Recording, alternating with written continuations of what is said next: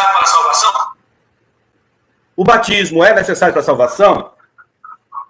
O batismo é necessário para a salvação? Me responde aí, povo. Quem está me vendo, me ouvindo aí. É necessário, o batismo é necessário. Eu acho que, em princípio, seria um primeiro princípio, é uma exigência do Senhor, mas não para ser salvo. Quer dizer assim, ó, quem crê e for batizado será salvo. Mas é quem não crê que será condenado. Né? Aí as pessoas dão aquele exemplo do ex-ladrão, né, que estava na cruz, que se arrependeu, não foi batizado e foi salvo. Jesus diz, ainda hoje estarás comigo no paraíso. Bom, mas aí ninguém pode pegar, a gente não pode pegar a Bíblia, ali foi uma exceção, a regra, e a gente não pode pegar uma exceção e colocar como doutrina de Jesus, de forma alguma. Ele disse, olha, vão pelo mundo aí, faça discípulo. Como é que eu faço discípulo? Batizando. A base doutrinária de Jesus é essa, eu só posso fazer discípulo mediante o batismo. Batizando, eu vou fazer discípulo batizando. E depois é que vem, e ensinando-os a guardar tudo que vos tenho dito, e é isso que estou convosco até os confins do século. O que acontece é o seguinte, o próprio Senhor Jesus, ele foi batizado, gente. Para quê? Para que nenhum encardido de pecado, hoje viesse dizer assim que ele nos manda batizar, mas ele mesmo não foi batizado, né? Então, o batismo é necessário para a salvação? Não, mas é uma exigência básica de Jesus para todos aqueles que quiserem ser discípulos. É uma exigência básica do mestre para todos aqueles que quiserem ser discípulos. Agora, querido, tem uma coisa que foi falada aí, na época que eu conheci o Hélio Henrique e a Jaqueline, a gente vivia em Realeza, Manhuaçu, né? Manhuaçu, Realeza. E tem um homem que, eu não sei muito bem mais como é que ele está, como é que ele vive, mas o nome dele é Dalbino. Vocês lembram do Dalbino? Dalbino, pai da Mirtes, da Miriam, do Milton. Isso. Né? O Diogo Vieira Gomes, meu amigão aí, estava em contato comigo direto pelas redes sociais. A irmã do Diogo é casada com o filho do irmão Dalbino, o Milton, né? O irmão Dalbino, uma vez, numa visita que eu fiz na casa dele, ele falou uma coisa que eu nunca mais me esqueci. Eu não sei para qual das filhas ele estava questionando sobre o batismo. Aí ele diz assim, ele perguntou à filha, né? Fulana, você vai ser batizada agora? Ela disse, não, pai, eu não estou preparada. Eu não estou preparada. E aí ele disse, mas minha filha, se você não está preparada para passar pela água por Jesus, será que você vai estar preparada para passar pelo fogo por ele? Entende? Tem gente que rejeita o batismo em água. Essa pessoa diz que não está preparada para passar pelas águas. Você imagine se essa pessoa vai estar preparada para passar pelo fogo quando vier o fogo. Porque a Bíblia não diz se passar pelo fogo, não. Ela diz quando passar pelas muitas águas, elas não se submergirão. Quando pelo fogo, ele não arderá em ti. É quando. Né? Então, sempre vem o fogo da aflição. A questão é, o batismo é necessário para a salvação? Não é necessário para a salvação, mas quer ser discípulo de Jesus, comece obedecendo esse primeiro princípio. Está em primazia em tudo. É mais importante do que ser membro de igreja, é mais importante que qualquer coisa. Quer ser discípulo de Jesus, você tem que passar pelas águas. Quer passar pelas águas, se arrependa primeiro. Né? Fazer discípulo, batizando, depois é que vem ensinando. Está tudo desordenado. O pessoal mexeu nisso aí ensina. Aí tem teólogo aí, né, que se intitula teólogo, que estuda, lê a Bíblia, nunca foi batizado, nunca pode ser discípulo de Jesus. Né? Não tem como. Pastor, sim. Só uma pergunta aqui, dentro desse assunto do batismo, porque sim, às vezes tem uma pessoa nos assistindo e ela foi batizada quando criança. Né? Na igreja católica. Né? E presbiteriano também. Se essa pessoa depois de adulta, ela entende o plano de salvação e ela acha que ela não pode batizar o batismo bíblico, que é o batismo de imersão. Fala algo aí que possa tirar a dúvida dessa pessoa com relação a isso. A pessoa, ela era pequena, ela foi batizada na infância, foi batizada no catolicismo. É isso? Isso. E aí ela não quer ser batizada quando adulta, porque já foi batizada quando na infância, é isso? Isso, porque ambos têm o mesmo nome, né? Batismo. Só não tem o mesmo significado. Pronto, eu vou então na raiz. Não sei se vocês estão me vendo aí, sabem, mas eu ia ser padre. O pároco de Limoeiro, eu acho, quem lidera aqui é o padre Zionete. E na época que eu queria ser padre, eu estive lá com eles muito tempo. Da turma toda que eu conheci, lá dentro da casa paroquial, só ele E, na verdade, o Moraes, né, foi consagrado, mas já não exerce mais ministério, é casado, tem filha e tudo. Agora, eu quero que vocês compreendam uma coisinha.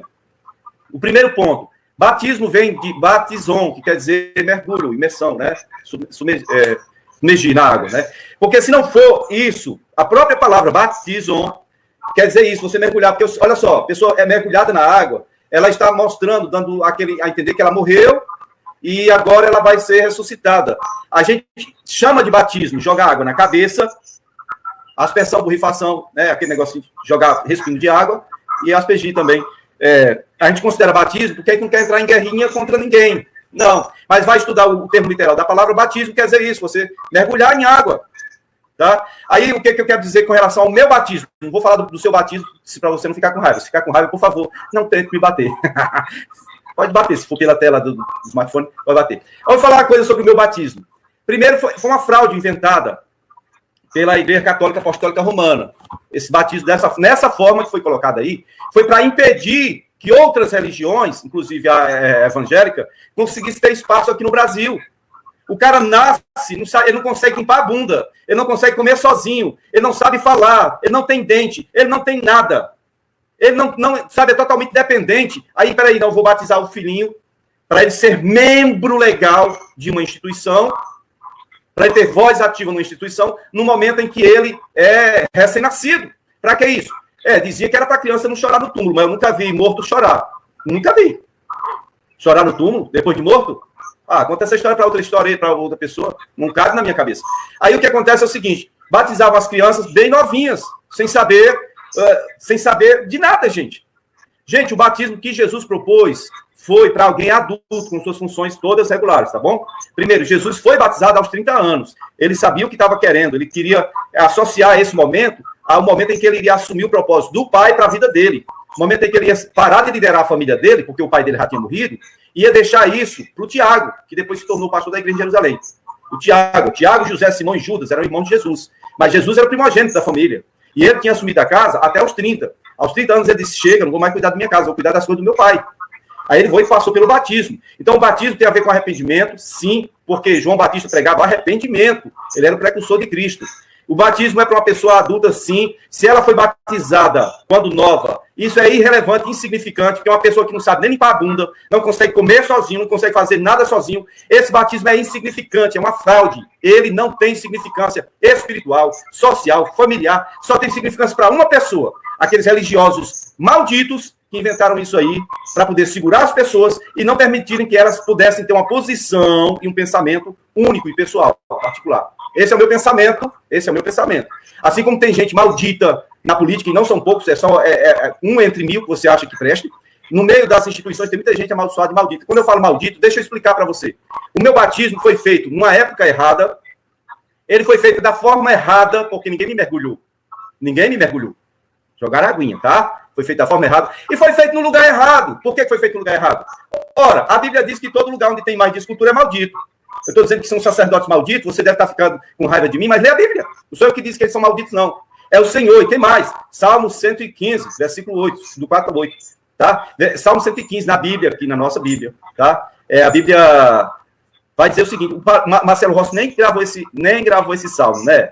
É óbvio, gravou todos os salmos, mas não gravou esse. Olha, diz assim, ó, os ídolos das nações são vaidades. Olha, eles precisam de alguém que carregue eles, precisam de pregos para que se fixe eles em algum lugar. Eles não podem fazer bem nem mal, sabe? Eles têm boca, mas não falam. Têm olhos, mas não veem. Têm nariz, mas não cheiram. Têm ouvidos, não ouvem. Têm pés, mas não andam. Só algum sai de sua garganta.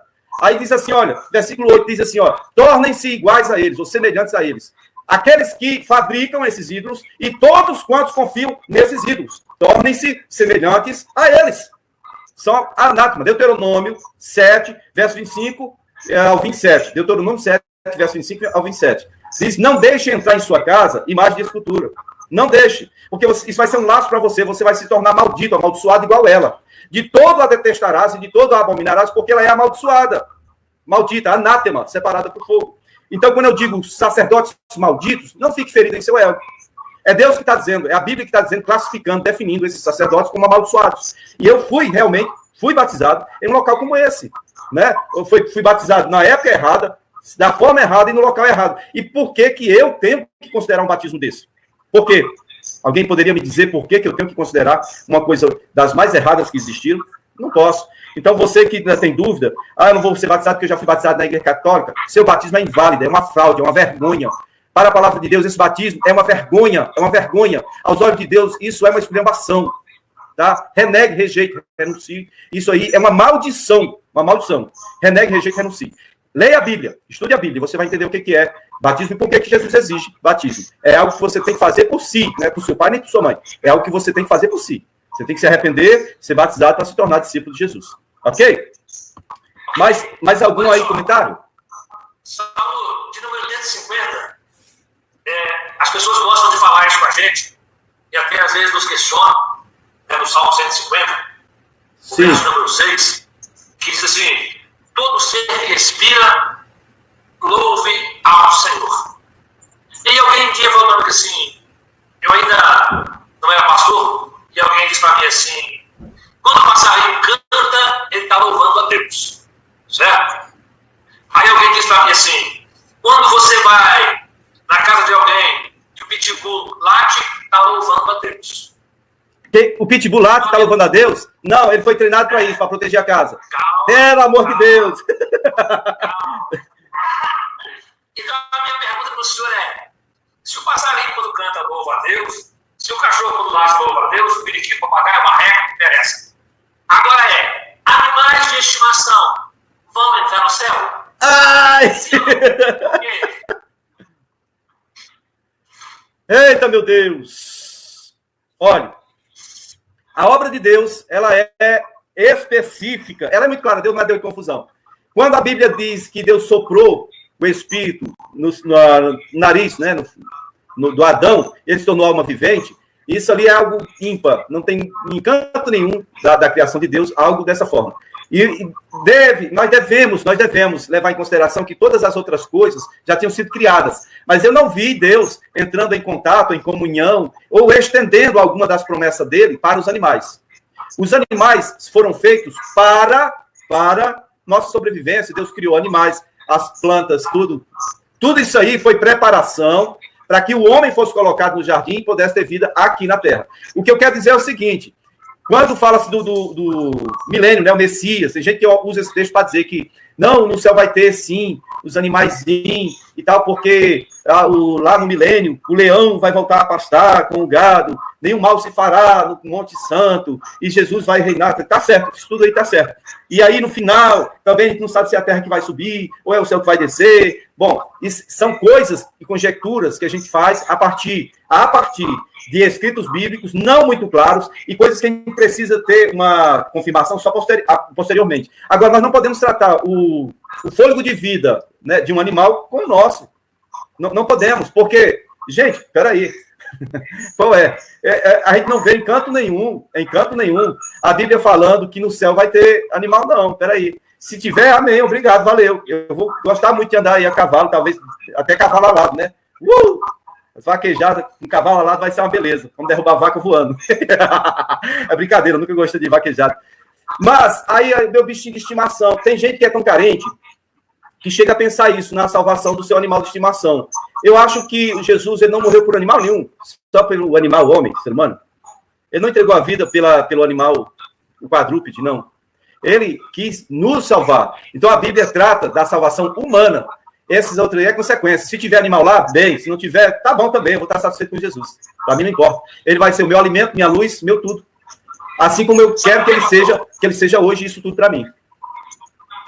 Algumas coisas a gente vai observando e acabam chamando a atenção e a gente vai vendo que as pessoas elas vão extrapolando, confundindo, não sei. Mas, por exemplo, muitas vezes a gente vê as pessoas que elas perdem um ente querido e aí elas trazem um animal para si, seja um cachorro, um gato, um animal de estimação.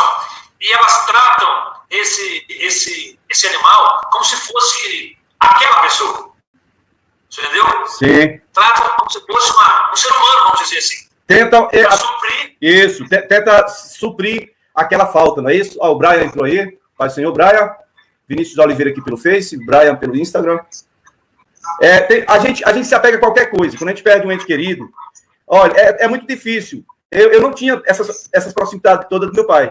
Mas agora, principalmente depois que eu fiz esse propósito, de deixar a barba crescer até que voltemos a viver o evangelho de demonstração de poder, agora, rapaz, tem dia que eu acordo, vou escovar o dente ali, eu me assusto quanto que eu pareço com ele. Às vezes parece que eu olho no espelho e digo, ixi, seu Luiz está aí.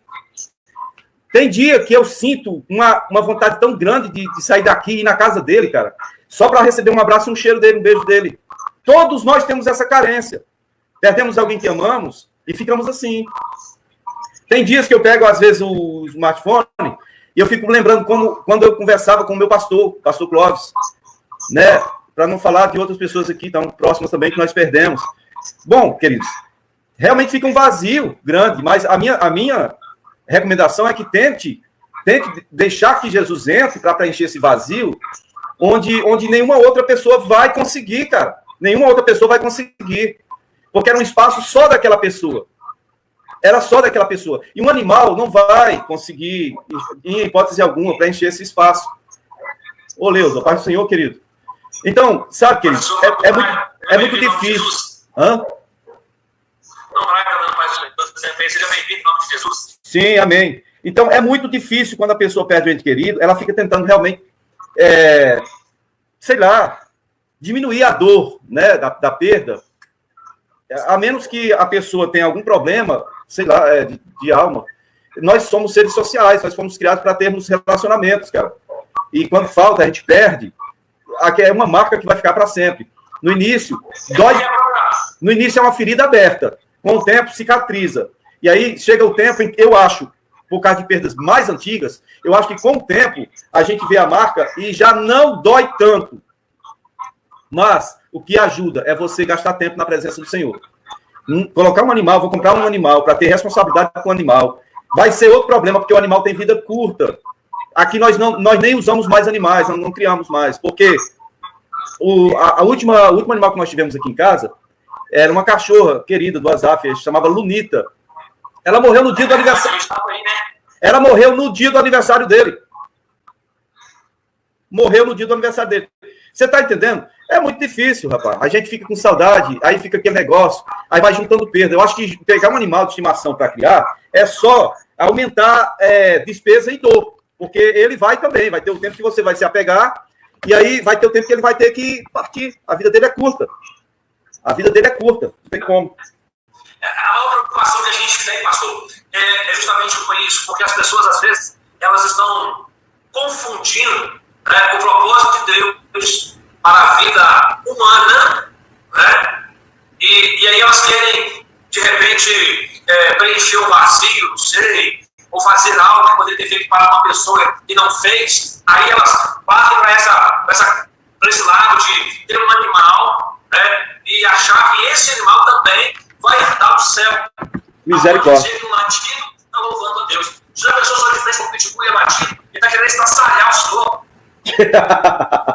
Ainda mais se for um cara barbudo igual eu. Chegou lá, o louvor a Deus vai ser muito proveitoso, porque ele latindo e eu correndo. Vai ser um louvor com, como é que a gente chama? Coreografia, né? Ai, subindo o muro lá para escapar do bicho. O bicho tá louvando a Deus nada, rapaz. Tá querendo me pegar, doido, tá ligado? Não. Esse negócio de achar que os animais estão tudo louvando a Deus e não sei o quê. Aí pegam também aquele texto, da boca de recém-nascidos que estão sendo amamentados, ele recebe perfeito louvor. Gente, tem muito texto que não tem muita base, a gente precisa ter uma interpretação. Não é coisa literal. A gente precisa buscar um entendimento melhor para a gente não estar colocando isso como uma verdade. Isso é perigoso, porque quando a gente faz isso, a gente está criando uma heresia. A gente está criando heresia, tá bom?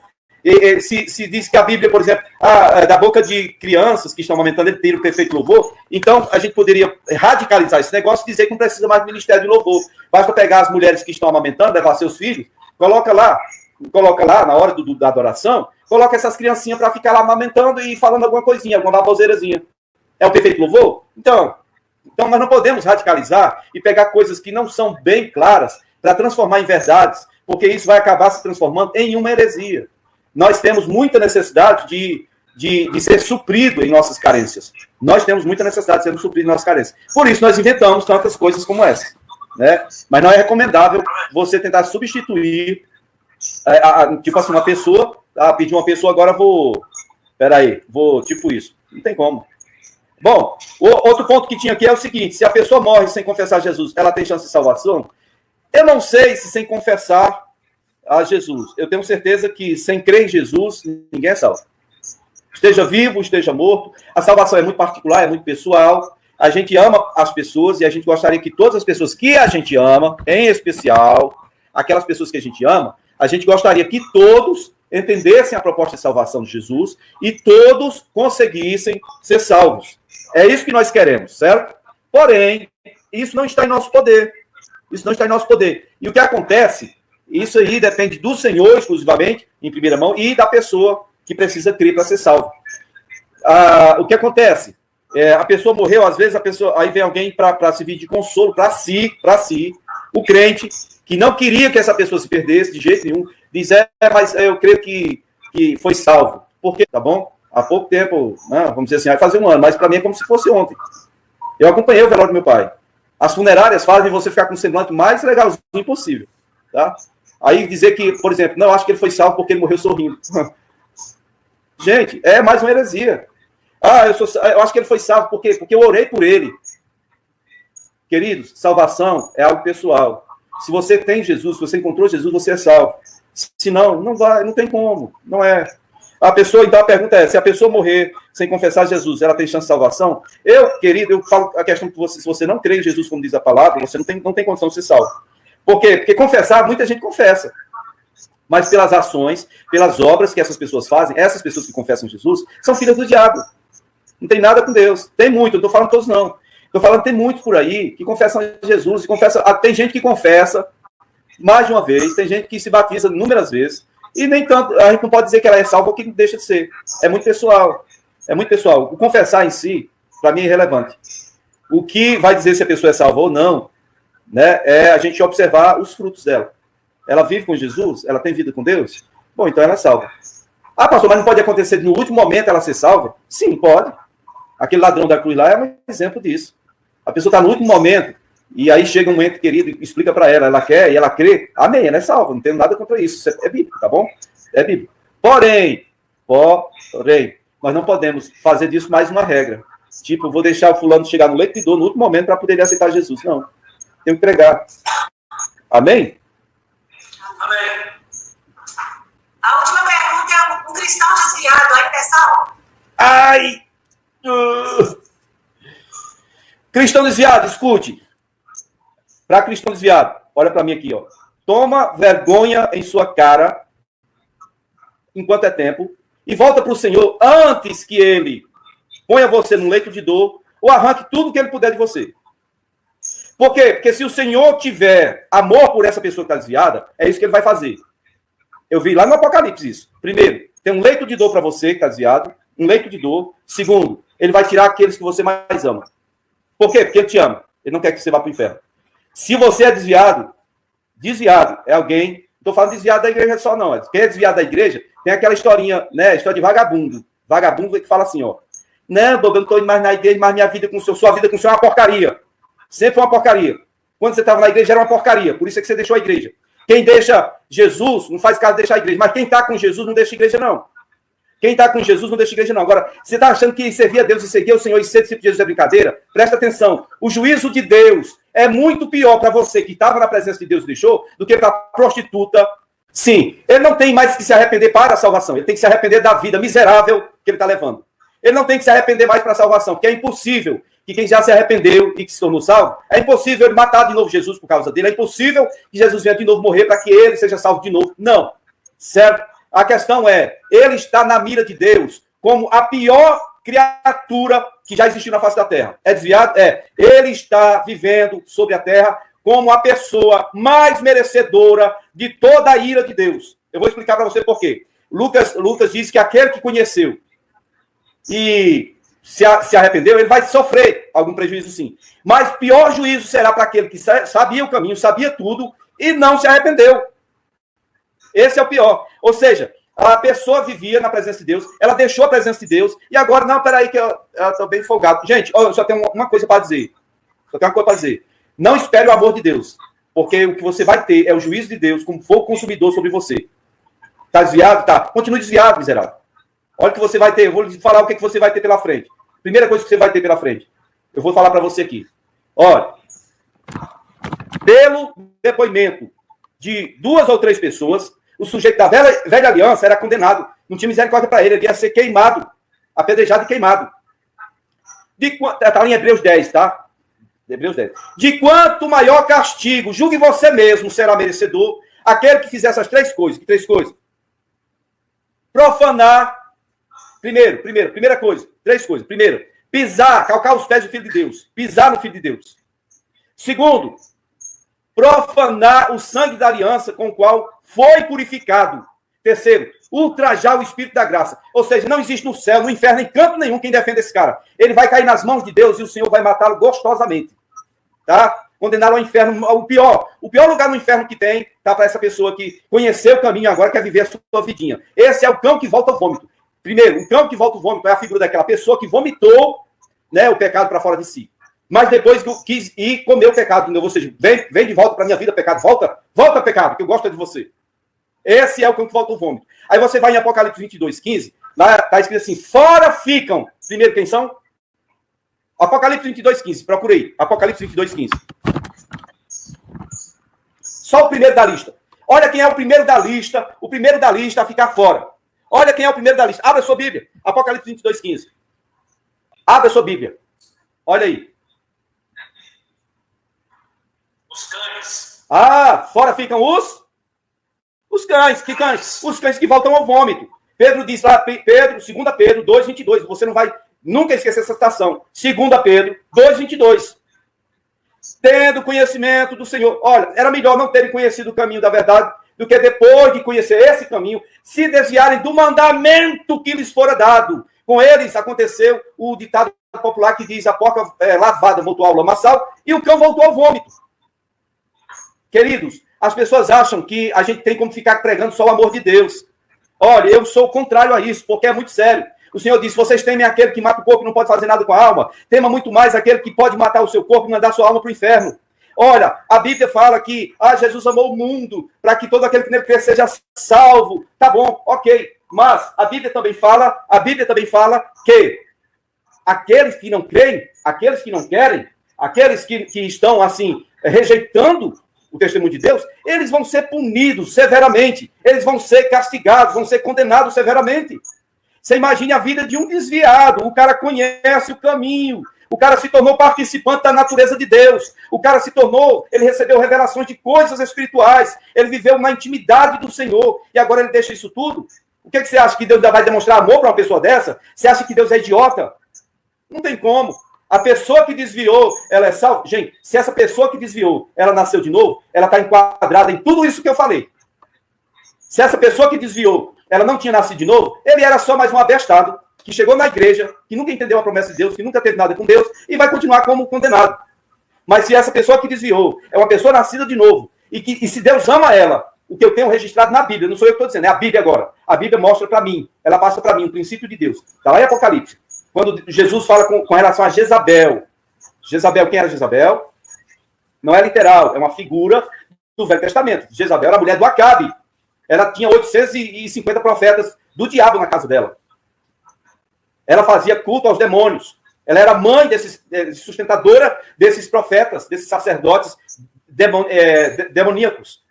Então tinha uma Jezabel dentro da igreja, né, no Apocalipse. Uma Jezabel. Uma pessoa que se diz crente. Tá bom? Que conhece tudo. E está lá dentro fazendo a obra do mal. Essa pessoa, aí ela ainda tem que ter o amor de Deus na vida dela. Essa pessoa que se diz profetiza. Vai lá na Bíblia, você vai ver. Ela se designava profetiva, se denominava profetisa da igreja. Então, uma pessoa que é profetisa, ela conhece o caminho, conhece a palavra, ela conhece tudo de Deus. Mas a natureza dela é de Jezabel. Ela gosta do pecado. Aí Jesus fala o que para ela? Olha, eu já adverti ela para que ela se arrependesse. Não se arrependeu? É a advertência que eu faço para você que está desviado hoje. Presta atenção, se arrependa, porque ainda tem tempo. Jesus deu aviso, se arrependa. Ela não quis. Então, o que diz lá o texto? Eis que eu a prostro de cama, ou seja, ela vai ficar enferma e eu vou matar os filhos dela. Isso é muito mal? Não! Isso é uma demonstração de amor, por causa do coração maldito, duro da Jezabel. Ela não quer se arrepender. Se ela se arrepender, ela ainda vai ser salva. E para que um leito de dor? Deus é tão mal para deixar ela no leito de dor? Não, Deus é amável. Ah, agora, olha para mim, Deus é amor, mas você tem que entender o amor de Deus, tá? É mesmo em nome desse amor que Jesus vai matar os filhos dela e que Jesus vai tirar a saúde dela. Para quê? Para que ela se arrependa, só para isso. Veja o outro caso em 1 carta Paulo aos Coríntios, capítulo 5. Aquele senhor que estava dormindo com a mulher do pai. Ora, eu ainda aqui ausente no corpo, mas presente no espírito, já sentenciei. Paulo diz, eu já sentenciei. Eu já gerei uma sentença para ele. Por que sentença é essa? Que ele seja entregue nas mãos de Satanás para a destruição do corpo. A fim de quê? De que a alma ainda escape. Amém? Amém? A fim de que a alma ainda escape. Por quê? Porque ser entregue na mão de Satanás é equivalente aqui, comparando, em paralelo os dois textos, é equivalente a prostrar ela no leito de dor e matar os filhos. Uma é dor física, a outra é dor emocional. Eu perdi o meu pai na fé, eu perdi irmãos aqui que eram relevantes para mim. Eu sei o que é uma dor emocional de uma perda. Essa dor faz a gente sentir-se vulnerável, ela faz a gente se sentir nada. A gente sente que, poxa vida, a vida é só isso. Vira tudo só uma lembrança, a gente fica fragilizado, e aí a gente fica mais próximo de se arrepender da maldade da gente. Então Jesus está querendo dizer para quem está desviado, estando dentro ou fora da igreja, porque tem desviado dentro e tem desviado fora. Bastante. Aí o que acontece? O que Jesus está dizendo para quem está desviado? Olha, o meu amor que eu tenho por vocês, por causa desse amor, eu vou conduzir vocês a situações terríveis, até que vocês consigam se arrepender. Eu passei por um caso em Simonésia, de um rapazinho, que você sabe que cidade do interior, Simonésia é pequeno. Todo mundo dá conta da vida de todo mundo. Esse rapazinho, ele tinha sido batizado. E alguém, tem o leão de chácara, né? O leão de chácara, os pitbull. O leão de chácara vieram me dizer assim, aí pastor, fulaninho estava lá em tal lugar. Estava lá em tal lugar, num baseadinho. Hoje eu vou conversar com o fulaninho. Esse meu amigo, você... não é crente? Sou. É discípulo de Jesus? Sou. E o baseado? Não, pastor, eu sei que não é recomendável na Bíblia, não, mas não sinto como sendo pecado. Quer dizer que se eu não sentir que é pecado, eu posso fazer porque não é pecado. Que coisa interessante, né, irmão? Tipo, eu não sinto, por exemplo, que enfiar uma faca na garganta de quem me faz mal é pecado. Então eu posso fazer? Ele sentia que fumar um baseado não era pecado, então ele não se sentia constrangido por causa disso. Ah, meu filho, na hora eu disse, vou fazer uma oração por você agora. Pode, pode. Taquei a mão na cabeça dele e disse, eu quero que você repita. E ele foi repetindo. Eu disse, Senhor Jesus. Ele disse, Senhor Jesus. O Senhor tem visto as minhas ações. Ele, o Senhor tem visto tudo que eu faço. Me leva ao arrependimento. Ele me leva ao arrependimento. Senhor, tem misericórdia. Ele, Senhor, tem misericórdia. Me lança num leito de dor. Ele, hein, pastor, me lança onde? Me lança em quê? Na hora eu não quis repetir, não. Mas essa é a regra e o princípio de Jesus. Se eu não sinto que está errado, eu não tenho para que me arrepender. Se eu não sinto arrependimento, então Jesus tem que provocar esse arrependimento. Dor física e dor emocional. Para fragilizar você, para que você se arrependa, para que você volte à sobriedade e para que você não seja condenado. O texto bíblico de Hebreus 10 eu gostaria de repetir. Quem cortou o negócio no meio, né, a chamada. Olha, presta atenção. Pelo depoimento de 2 ou 3 pessoas, na velha aliança, qualquer um era condenado. Jesus foi condenado por depoimento de 3, tá? Foi 3 acusações e 2 pessoas, eu acho. Olha, de quanto maior castigo será merecedor? Julgue você mesmo. De quanto maior castigo será merecedor? Aquele que fizesse 3 tipos de pecado. Primeiro, pisar, calcar os pés, o Filho de Deus. Pisar. A alma farta pisa o favo de mel. Mas para a alma faminta até o azedo é doce. Pisar, calcar os pés, o Filho de Deus. Depois, profanar. O que é profanar? Tornar profano, macular, sujar, cagar, imundiçar. Profanar o sangue da aliança com o qual ele foi purificado. O sangue que tem o poder de purificar você, agora você profanar esse sangue. Você tornar sujo esse sangue. E o terceiro, erro grave. Ultrajar o Espírito da graça. É o que eles dizem que é pecado sem perdão? Ultraje ao Espírito da graça? Pois é. Quem fizer essas 3 coisas, não está dizendo que vai ser condenado, está dizendo que vai ser castigado. De quanto maior castigo, julgai vós ser merecedor. Eu acho que o castigo é um leito de dor, é o exemplo da Jezabel, um leito de dor e a perda dos seus entes queridos mais amados. Uma dor física e uma dor emocional. E isso é se o Senhor ama essa pessoa que está desviada. Se o Senhor não tem amor por essa pessoa, ou se essa pessoa não nasceu de novo, se essa pessoa estava na igreja, mas nunca se converteu de verdade, ele vai continuar na imundice dele até o fim e de lá para o inferno. Nunca conheceu a Deus. É o meu parecer, e eu gosto de dar o parecer o mais bíblico possível, embora seja irritante, inaceitável, inadmissível para aqueles que têm a viadagem desses últimos dias que a gente chama do politicamente correto. Tá bom? É mais ou menos isso. Amém. Nós queremos agradecer ao Senhor por disponibilizar o tempo do Senhor de estar nos atendendo, em nome de Jesus. Yes! Sabe que nós amamos a família do Senhor, a vida do Senhor. Amém! Não desmerecendo nenhum mineiro, não desmerecendo nenhum mineiro. Mas se o Senhor tem um discípulo, como diz o Paulo, meu netinho, diz assim: vô, eu sou o seu neto número 1. Então eu sou o discípulo número 1 do Senhor. Confirmado! Amém? Que Deus continue abençoando o Senhor, rico e poderosamente. Amém. Um abraço para a minha pastora Velma. Amém.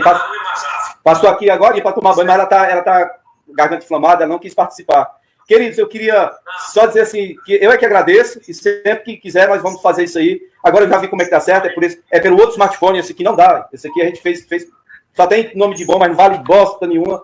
Aí o que acontece? Eu queria só falar com vocês que, assim, como é importante ter um discípulo. Se eu posso dizer que tem um discípulo, esse é o pastor Henrique. Mas por quê? Porque, cara, esse negócio de ter discípulo não depende de quem quer. Depende da pessoa. Ele se fez meu discípulo. Ele se identifica comigo. E ele declara, não, eu sou discípulo do pastor Lindenberg. Bom, queridos, isso é muito importante para mim.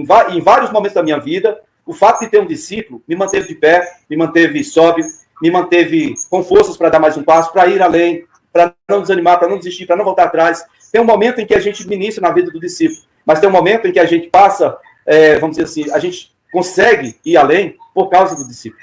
Tem um momento em que o discípulo é que faz o mestre, né? Tem um momento que alguém está ministrando em sua vida, mas tem um momento em que você que está sendo ministrado é que se torna fundamental para a vida de quem está ministrando. E isso é muito importante. Foi a partir da sua vida que eu percebi como é que se faz discípulo. Não se faz discípulo dentro da igreja.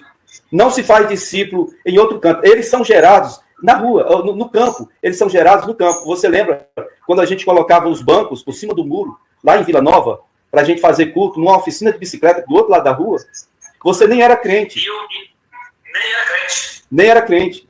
E você já me ajudava a pôr os bancos por cima do muro da sua casa para a gente fazer reunião na oficina de bicicleta que tinha em Vila Nova. Você lembra disso? Então, os discípulos, eles são feitos no campo. É no campo. Não tem como fazer discípulo dentro da igreja. É no campo. É onde você está trabalhando e alguém vê você trabalhando e diz, essa pessoa está precisando de ajuda, eu vou ajudar. E aí, nesse negócio de se aproximar para ajudar, a pessoa cria vínculo com quem está trabalhando. E nesse vínculo ela vai sendo ministrada, vai aprendendo. Ela aprende a amar Jesus. E pronto. E aí nasce o discípulo. Foi por causa do Hélio que eu entendi esse processo.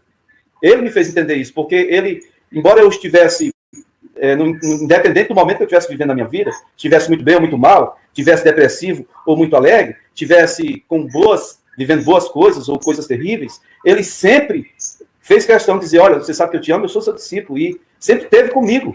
É isso. Um membro de igreja pode ir para onde quiser, pode deixar a gente, pode mudar de igreja em qualquer momento que se sente mal, mas um discípulo é para a vida inteira. E eu amo a você, e eu amo o Senhor por ter nos permitido viver assim, esse tipo de relacionamento, né? De discípulo, de discipulador. Glória a Deus por isso. E eu amo muito a vida de vocês,